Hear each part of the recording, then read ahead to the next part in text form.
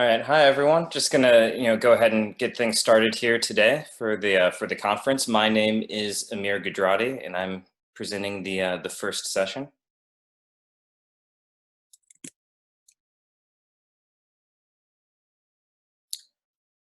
All right, so I'm going to be talking to you about mobile gaming's rapid rise to become the world's most popular form of gaming. And like I said, my name's Amir Ghodrati, and I am the Director of Market Insights at App Annie. So App Annie, as many of you know, we have a lot of mobile data on our mobile platform that we use to kind of analyze what's going on in the market. For my team, our role is basically seeing what's going on, looking for interesting trends, and being able to communicate that with the public at large. So, of course, really excited to get to talk to everyone here today. And in terms of what we're seeing, I want to start off with just a little bit of a gaming overview. So for mobile gaming, from a download perspective, right, we're seeing just a huge amount of growth over the years, and we saw over 200 billion downloads for gaming apps, or for apps overall in 2019, and gaming represents about 40% of that market. And one of the things that's interesting here is that you see the most growth in emerging markets like Brazil and in Indonesia and smaller cities in China. But you still see growth in some of the larger countries as well, including the United States and Japan. So, even though people already have a lot of games and a lot of apps on their devices, they're still downloading brand new experiences at a pretty high rate, considering that's been going up. And these app stores have been around at this point for over 12 years. On the consumer spend side, we saw people spend about $120 billion in apps worldwide in 2019. So when you're talking about spend here, that's going to be things going through the app store. So that's in-app purchases, that's paid downloads, that's a certain subset of subscriptions. So 120 billion from that overall. And here again, you're seeing very strong growth, in many cases doubling over the course of the past 3 years. And for gaming, you see about 72% of spend coming specifically from gaming. And the vast majority of that, over 95%, in many cases over 97% of that is directly from in-app purchases. As I'm sure many of you know from the gaming perspective, the paid download is not the one that's driving the most growth in the market.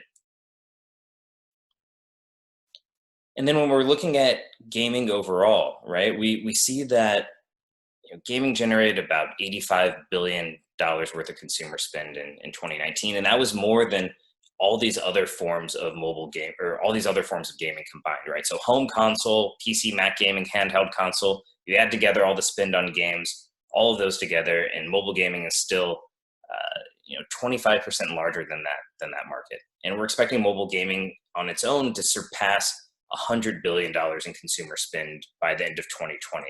And again, this is one that's really interesting because this is specifically the stuff that's going through the store. So you're not including or even thinking about here the amount of advertising revenue that's coming in from these games, which is also significantly on the rise.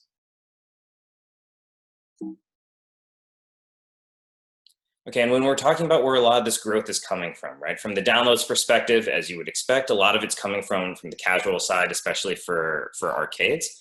And that makes a lot of sense. You see some companies like Voodoo where their entire portfolio is set up where you have a series of casual games.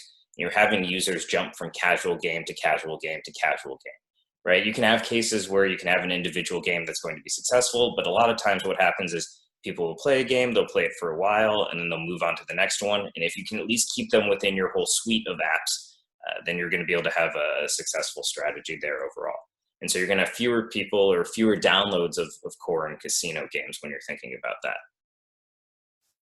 But when you look at it from the revenue perspective, right, that's where core starts to stand out rather significantly. In this case, especially for role-playing games, right, where you have over 32% of revenue represented by that category overall.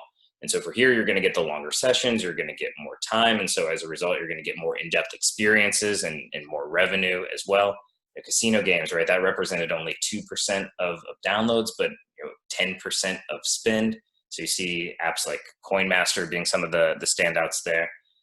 So as we think about what's going on in the market, when we think about what's going on with mobile gaming, right, we have stronger devices, We have better internet connectivity, right? 5G's, on the rise as well. And especially right now with a lot of people having access to Wi-Fi, it's easier to get people to use these core experiences because they're going to line up even more with what's going on in terms of quality that you might see on other devices like console. And the fact that we're even at a point where you can have cross-platform play with mobile, with other types of gaming devices, is something that people wouldn't have even imagined 10 years ago, right?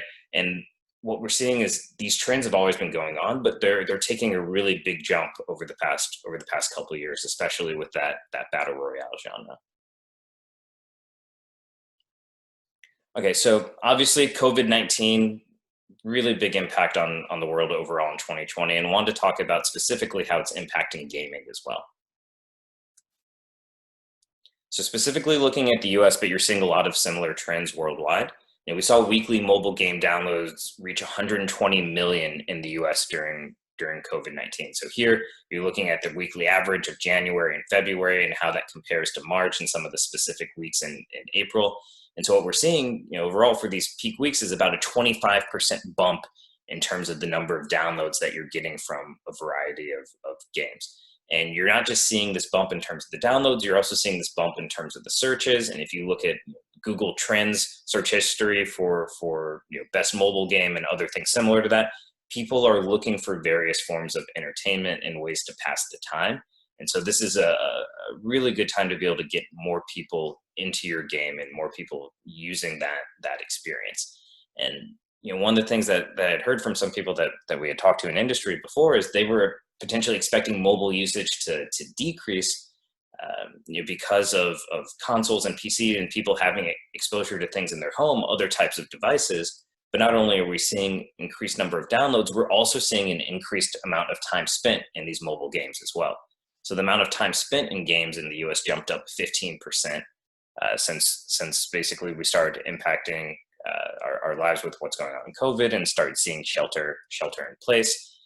And more recently, in some weeks in May, we're also seeing a little bit more of a jump there. So not only are you seeing a lot of downloads, it's not just people cycling through different types of games, they're also increasing the overall amount of time that they've spent in that game, right?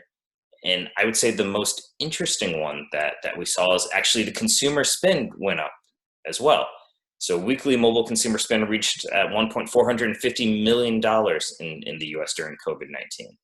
And that's basically a 33% jump based on what we were seeing before. So when you're thinking about what's going on in a mobile market, frequently you will see downloads start to increase and then time start to increase and then consumer spend also starting to increase. But with all the economic situations going on, there's always that question of will people continue to spend in mobile gaming? And what we see both in this data and we've seen before is that yes, for mobile gaming, people will continue to spend because a lot of these spends are ways of performing some of these microtransactions and in some cases maybe subscriptions. But the types of spend that go on in a mobile game are frequently not the first things that people cut when they're trying to figure out ways to even reduce or lower their budget. So in many cases, you might see that impact in other forms of gaming, especially if it's a very large purchase, maybe of an individual game or an individual console. You might see more of an impact there before you would actually see it start to impact mobile itself, which is going to be something that'll be interesting to see throughout the rest of the year, especially when there's those big launches of the next series from Xbox and PlayStation. All right, so I wanted to talk a little bit as well about planning for tomorrow. Here specifically, we're just looking at some of the top multiplayer games by downloads, but the big takeaway from this is just that consumers are turning to multiplayer games and some peripheral gaming apps for entertainment and connection. So you see here, there's a bunch of different examples, Brawl Stars, New Words with Friends, PUBG Mobile, Minecraft. There's a lot of ways that people are interested in interacting with others. But it's not just the multiplayer games, right? It's also Discord, it's also Twitch, ways of being able to share those experiences with others. And so what you're starting to see a lot of now is people either integrating these types of functionalities in their apps or further communicating that those experiences exist in there.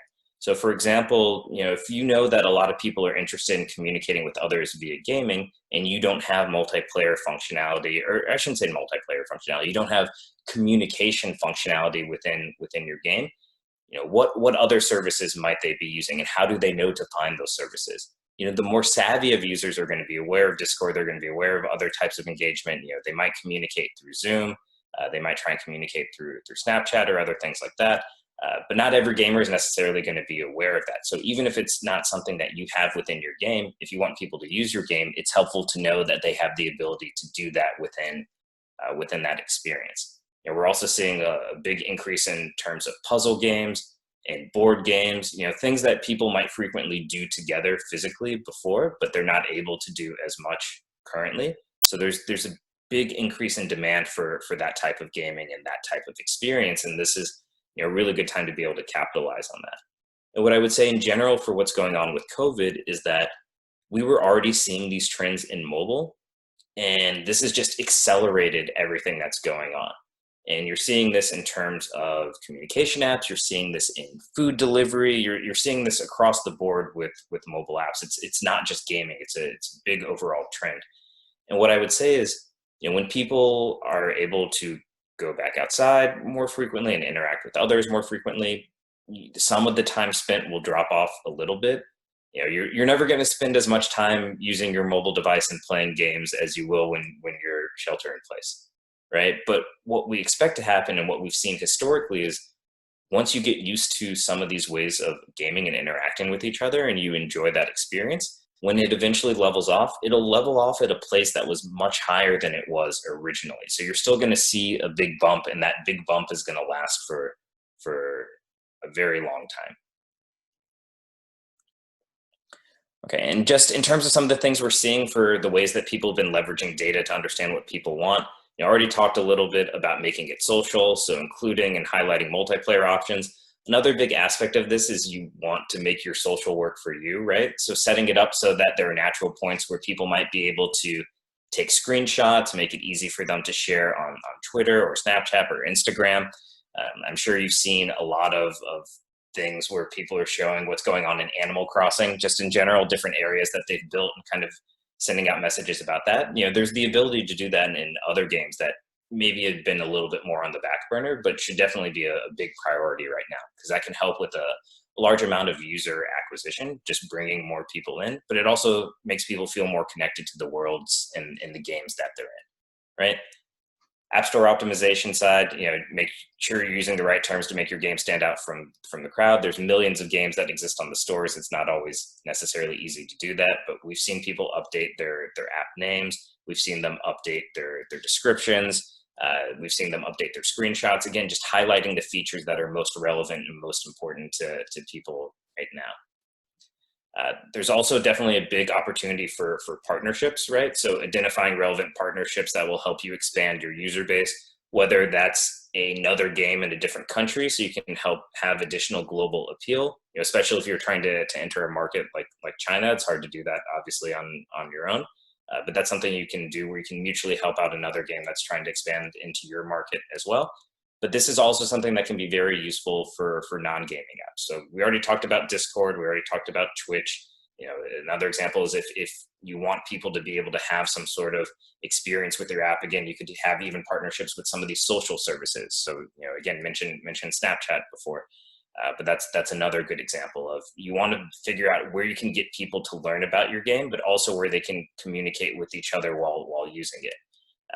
But then you can also have other things where if there's a heavy overlap between your game and other types of apps out there, there could be information there where they get incentives to use one or the other, and you're kind of giving user acquisition back and forth. So there's a lot of opportunities for that now. And because people are using their mobile devices much more now than they were pre-COVID, this is kind of an optimal time to further invest in that type of marketing and branding, really. And then another thing that people should really be doing right now is just getting creative with their monetization, right? Considering leveraging both advertising and free items. A few things that we've seen here that have been really interesting is, one, trying to figure out games that don't necessarily exist in the market that could serve multiple people. So one example of this we've seen with a company like King is they've done analysis in terms of looking at, well, people don't usually just play one type of game. They frequently play multiple types of games. And what types of games for those genres and subgenres tend to overlap quite frequently. And if you figure out what those are, you can create these hybrid games that help serve parts of the market that weren't necessarily there before. Coin Master being a really good example of the game that it has a lot of good elements in it, but also has that casino element in it, and it's combining that with other aspects of gaming to create that overall new type of gaming experience. Another thing we've seen for monetization, we did a study with Facebook earlier this year, and we were looking at what happens when you add in advertising to your mobile games, because the natural assumption is that people won't spend as much time in your game, or they might stop playing your game if they encounter ads. And what we actually found when we looked at that in the data is not only was that not the case, but those games continue to perform extremely well.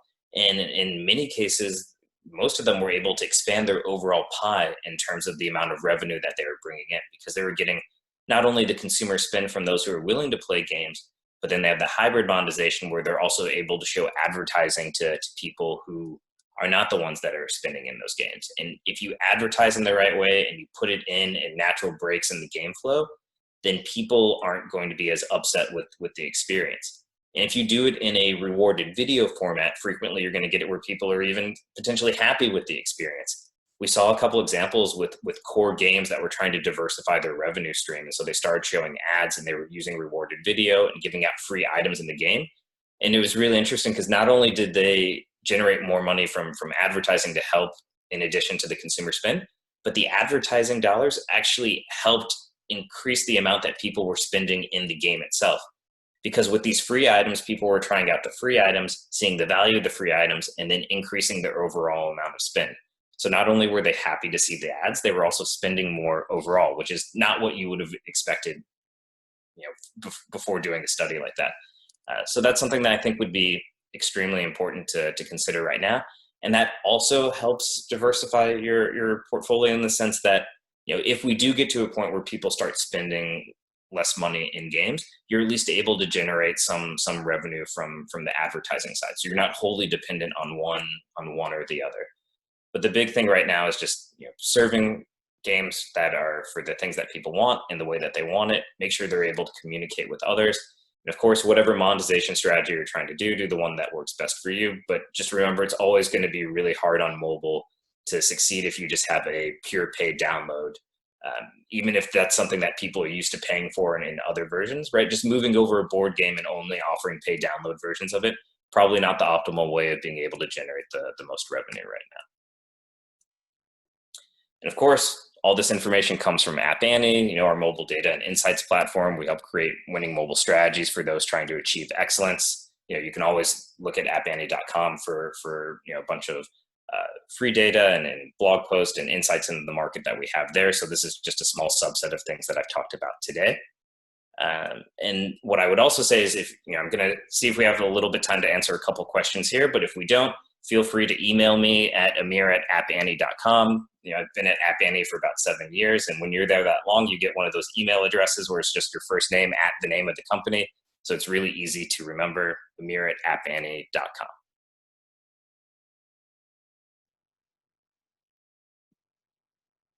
Okay, so we have so maybe just a little bit of time. There's one question that came in here. So basically someone asked about thoughts on user acquisition cost, CPI trends, both near term and long term. Okay, let's see. Okay, so one thing I would say. Okay, so basically there's a few questions here: rising costs, falling costs. So one thing I have heard in terms of things that are going on right now is just that CPI costs are decreasing at the moment, and so that's more anecdotal. But that's something I've heard from a few different sources. There is that in terms of actual advertising, this is a really great time to be advertising on mobile, just because there's so many people advertising that it won't necessarily cost as much per impression. So from a revenue generating standpoint, that'll make things a little bit more interesting, but it is something where it should work well for both sides of that system. And one thing we would hope to see is just generating more revenue in gaming from companies that aren't games. A lot of times the gaming ads that pop up, historically have just been games advertising for other games. But considering the amount of time that people spend on mobile, we expect to see a bigger shift from mainstream companies over to mobile to really be able to help generate more interest in their offerings, right? Just companies in general are going to be focusing much more on their app experience than they were before. Okay. And let's see. So yeah, so I think that's a really good question to kind of discuss. And I know we have the next session as well. So good to see you back, Ned. Hey Amir, thanks for jumping in when I lost my signal at the start. These things happen, and a terrific presentation. Listen, I just had one comment, and I know that we've also done some studies with some of our clients on advertising in games, and found that there is with particularly with developers, we found some resistance to it, and I'm just kind of curious in your thoughts on that, because you gave a pretty optimistic view of the future of advertising in games. Any kind of final thoughts on that? Yeah. So even for me, it was something that I was surprised by, and we looked at it by a variety of different cuts just to see if we weren't confusing correlation with causality or a direct relationship there. This is a kind of a spoiler for next week. We do have a report that's coming out on mobile gaming with IDC that we did. And in that report, we also looked at some survey data from gamers and seeing how they responded to various forms of ads. And the really interesting thing about that was it was actually the hardcore gamers were the most receptive to having advertising in their games. So almost the people that you're going to monetize the most from are the ones who are most okay with having the advertising in there. So from all the variety of cups, looking at the data, what behavior people showed, and also what they were saying they preferred or didn't prefer, or accepting or not accepting, all of it seemed to be positive, but as long as the advertisings are not overly intrusive, right? No one wants to. There's so many different ways to do it with product placement, and as you mentioned, having kind of more natural pauses and reward systems. It does seem like there's not all advertising in games is made the same either, right? So right. Yeah. Well, terrific. I appreciate the presentation. As you pointed out, we do have our next esports presentation coming up in 5 minutes, and there's a separate link for that, folks. So we'll all sign off here and then sign back on, and we'll be starting that session in approximately 5 minutes. Amir, really appreciate it. Thanks for kicking us off this morning. Yeah, thank you for having me. It was great. All right, take care.